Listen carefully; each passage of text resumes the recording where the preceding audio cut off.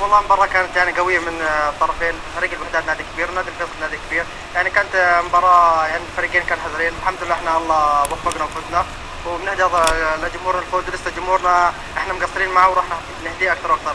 والكابتن اليماني يعني طلب منا طلب قبل المباراة، قال احنا ادينا لكم كل شيء وما قصرنا معكم، هاي المباراة بدنا اياها وبدنا نهديها للجمهور، واليوم كنا عند حسن الظن الجميع والحمد لله الله وفقنا. خلدوني الفيصلي اليوم ظهر بروح كويسه، وانت حكيت لي عن عوده الروح للفيصلي، هل تعتبر هذه المباراه الفوز على الوحدات بجوز ما كان منذ سنوات ببطوله الدوري، هل تعتبر عوده الروح لفريق الفيصلي؟ اكيد هاي مباراة عودة الروح للفيصل، الفيصل ان شاء الله هي قاعد بيطلع تصاعد باذن الله، احنا قاعدين بننافس وان شاء الله هيضل لنا 3 مباريات مؤجلة، انه راح تكون هاي المباريات انه تعطينا صدارة الدوري، وهمة الشباب وهمة الكابتن والشيخ سلطان الإدارة انهم ورا ظهرنا، ما راح يكونوا مقصرين معنا، باذن الله راح نرجع صدارة الدوري، وراح نكون عند حسن ظن الجمهور وحسن ظن الإدارة وحسن ظن مدربنا الكابتن محمد اليماني. خلدون سؤالنا الاخير، مباراتين لا تقل صعوبه عن مباراه الوحدات مع شباب الاردن ومع الرابطه.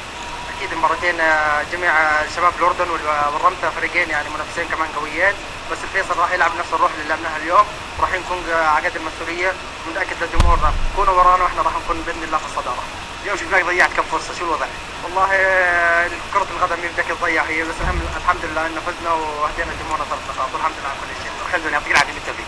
هذا الفيصلي احمد العدوان انضم لنا بشكل سريع، نحكي لكم مبروك الفوز على الوحدات. سر اليوم الفوز الفيصلي، هل هو كان في عمل اداري بعد ان عانى الفريق في الفتره الماضيه؟